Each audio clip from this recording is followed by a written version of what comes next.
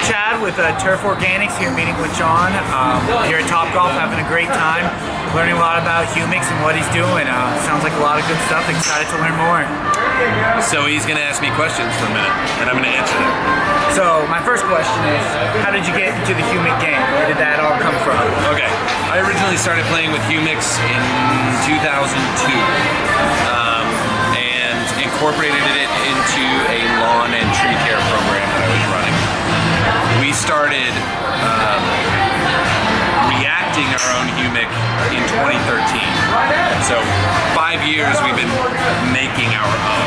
Now my source has always been from the same place, even in the beginning, but I had to use other companies to react it because I didn't have the tools to do it. So I have always gotten my Humic from Lignardite, from New Mexico, from freshwater, high elevation, Lignardite shit. So the reason that I couldn't get into it before is because my company was such a size where we didn't have the space because it requires an awful lot of space. And if anybody's seen any of the plant tour videos, they can see I've got tanks everywhere because we move it and move it and move it, and took the process of making this what we call the slow brew.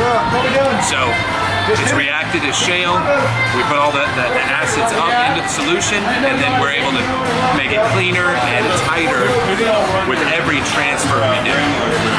That's how that works. Okay, and then how did you know the process? Did you create the process? No. Actually, we had help. Okay.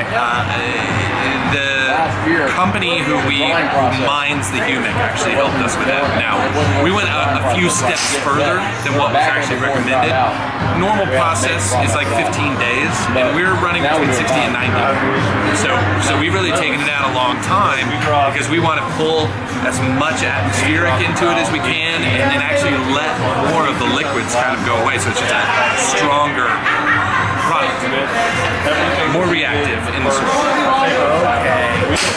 And so everything you do is all liquids? All liquids. So no, and then so what's the benefit again? Break it down. The benefit to the liquids to the powder. Sure. So one thing when I first started, I used a jet milled Humic that came from shale. It was a 76% Humic content. So I would use that powder and then put it into my solutions. Well, it was a suspended product. It wasn't in solution. So it was always separate from the water. Now you can agitate it to get it into suspension, but it was never part of the product. So while it had high concentrations, it didn't react with other things as well. And I was also a super low pH. So the reaction process creates a longer polymeric Humic chain, allows for greater soil penetration, more reactivity with cations, and it's ultimately a more usable product. But if you wait too late, then you're behind the eight ball.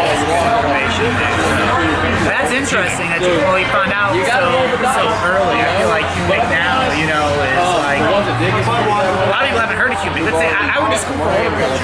Oh yeah.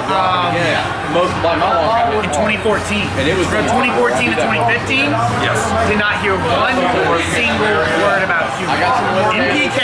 Yes. Your basic micros. That's it.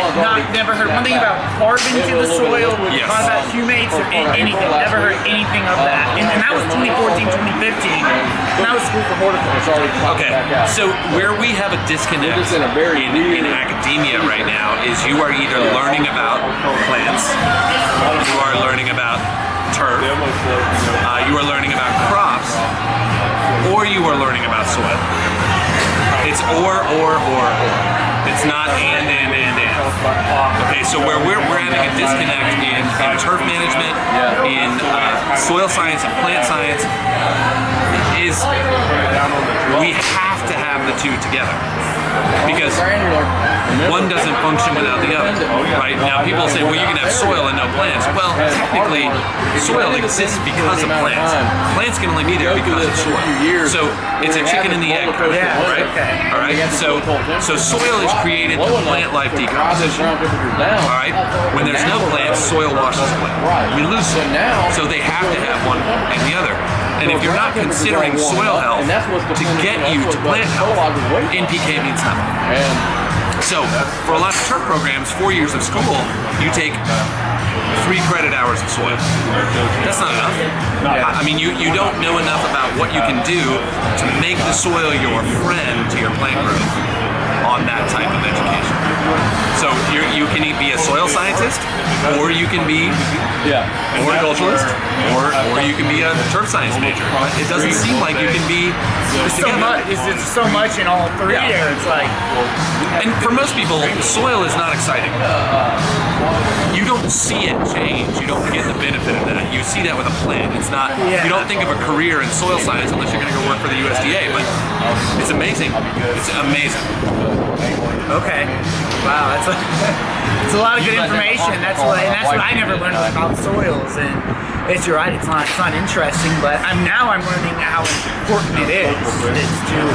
Well, that's what it is. You treat the soil and the plant benefits. You separate treat the plant. Because the soil is like a barrier between the nutrients and the plant. And so there's going to be factors into it. Like you have right up the road clay soil. Right down the road we have sandy. So completely two different soils.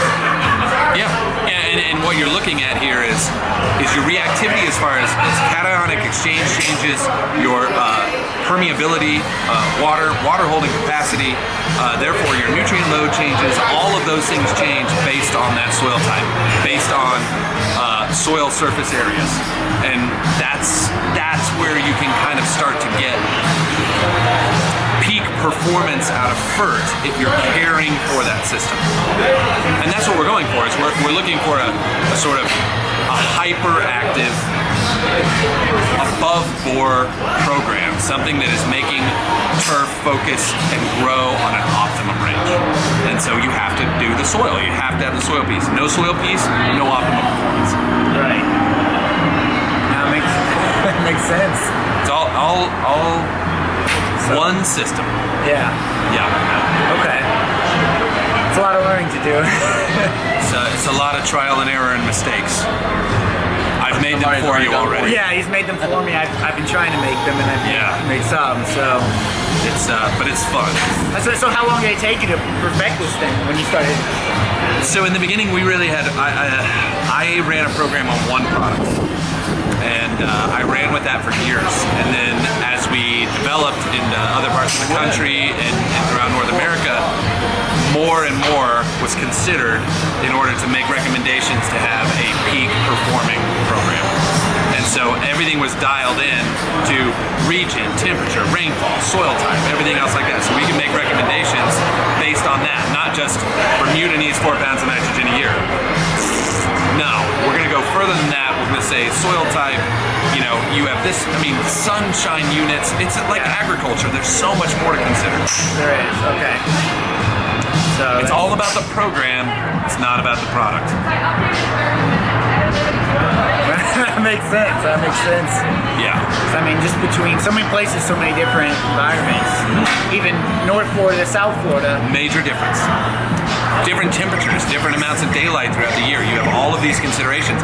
We can run programs on next to nothing down there. Rainfall, because of temperature, it's just optimum. So why would we force stuff to grow when we can stimulate the natural cycles to make everything function at its highest performance? Is that what a lot of Humic is? That what Humic is that? It's part of it. It's only part. That is a soil buffering item. It buffers getting nutrients into roots.